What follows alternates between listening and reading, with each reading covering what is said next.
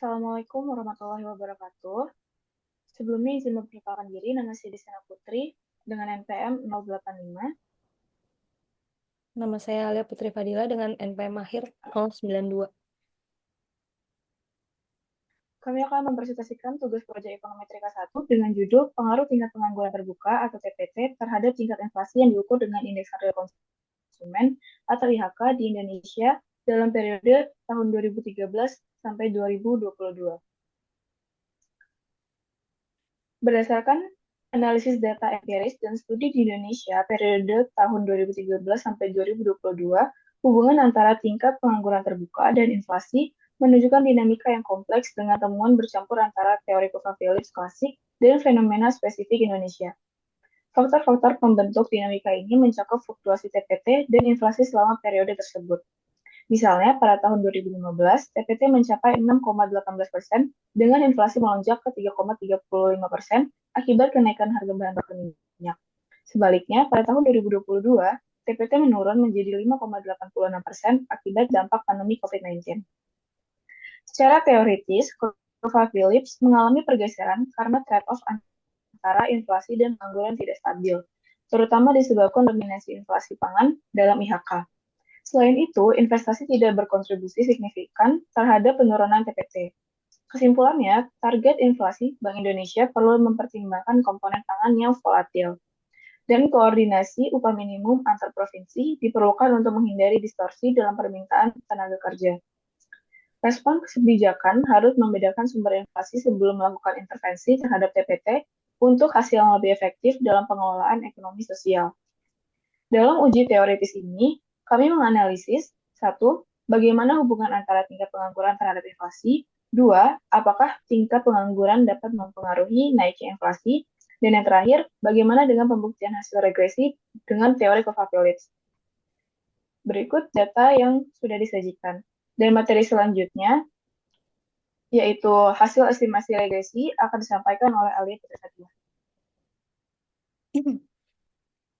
Baiklah, selanjutnya yaitu hasil estimasi regresi dengan model linear, log-lin, line-log, double-log, dan kuadratik.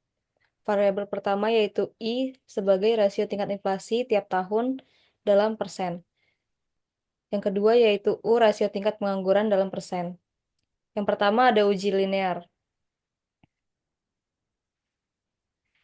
Dapat dilihat pada uji regresi linear, koefisien untuk variabel pengangguran adalah U, yaitu minus 0,306703 dengan probabilitas koefisien pengangguran adalah 0,8471 yang jauh lebih tinggi dari signifikan umumnya yaitu 0,05.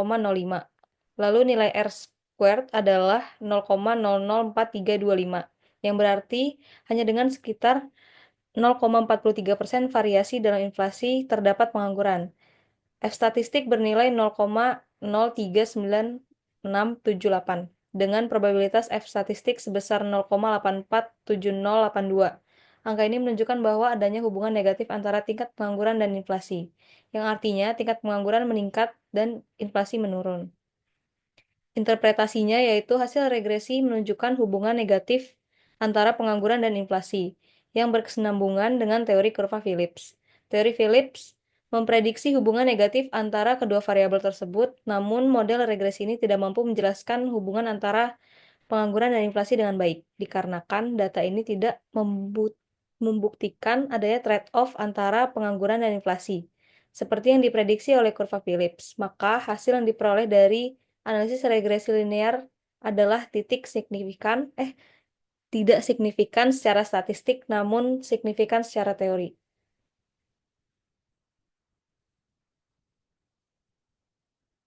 Yang kedua ada uji log-lin. Uji log-lin atau logaritma linear dengan koefisien variabel pengangguran atau U adalah minus 0,2421716. Probabilitas koefisien penganggurannya adalah 0,4941, tetap jauh lebih tinggi dari 0,05. Lalu R squared adalah 0,060282, yang berarti hanya sekitar 6,02% variasi dalam inflasi. F statistik bernilai 0,513192 dengan probabilitas F statistik sebesar 0,01 494139. Angka ini menunjukkan adanya negatif antara tingkat pengangguran dan inflasi. Interpretasinya sama dengan uji linear. Maka hasilnya regresi Locklin adalah tidak signifikan secara statistik, namun signifikan secara teori. Selanjutnya yaitu uji Locklin. Koefisien variabelnya pengangguran sama dengan log U adalah min 1,086912. Probabilitas koefisien pengangguran adalah 0,9105. Jauh lebih besar dari 0,05, lalu nilai R squared adalah 0,001680. F statistik bernilai 0,013463.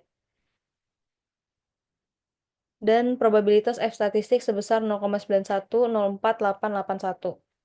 Angka ini menunjukkan hubungan negatif antara tingkat pengangguran dan inflasi. Artinya pengangguran meningkat cenderung inflasi menurun. Hasil regresi juga sesuai dengan kurva Phillips, yang artinya analisis regresi Linlock adalah tidak signifikan secara statistik, namun signifikan secara teori. Next.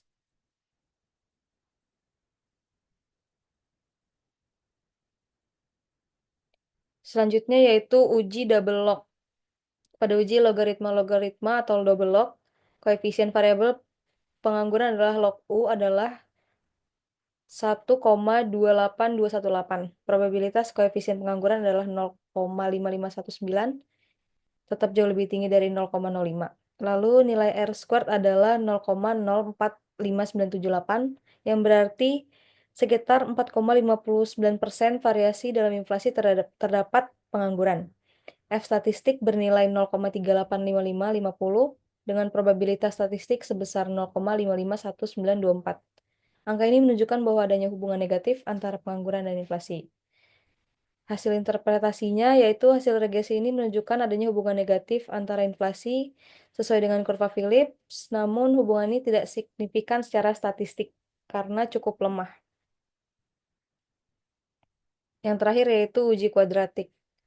Koefisien untuk variabelnya yaitu pengangguran U adalah 56,65868. Probabilitas koefisiennya adalah 0,0771, lalu nilai R squared-nya 0,386141.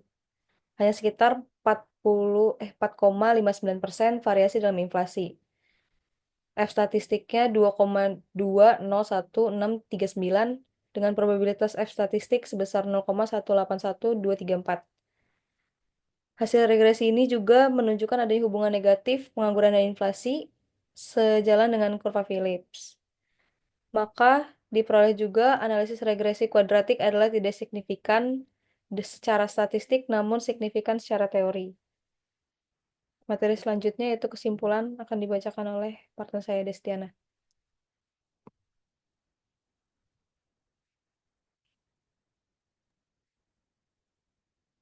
Baik, kesimpulannya, berdasarkan seluruh analisis yang telah dilakukan, dapat disimpulkan bahwa terdapat indikasi hubungan negatif antara tingkat pengangguran atau U dan tingkat inflasi atau I, yang sejalan dengan teori kurva Phillips. Teori ini menyatakan bahwa dalam jangka pendek terdapat trade-off antara pengangguran dan inflasi. Ketika pengangguran tinggi, inflasi cenderung rendah dan sebaliknya. Namun, hasil analisis menunjukkan bahwa hubungan ini tidak signifikan secara statistik, baik dalam model regresi linear maupun double log. Hal ini kemungkinan disebabkan oleh keterbatasan data yang hanya mencakup 10 observasi, yaitu tahun 2013 sampai tahun 2022, serta tidak adanya variabel lain yang memungkinkan mempengaruhi inflasi, seperti pertumbuhan ekonomi, tingkat suku bunga, atau guncangan penawaran. Dari semua metode yang digunakan, metode double log dapat dianggap sebagai paling baik. Metode ini memungkinkan interpretasi koefisien regresi sebagai elastisitas yang lebih intuitif dan mudah dipahami. Misalnya, dalam analisis double log, koefisien minus 1,282187 untuk log pengangguran menunjukkan bahwa setiap kenaikan 1% dalam tingkat pengangguran, inflasi cenderung menurun sebesar 1,28%, asumsi ceteris paribus.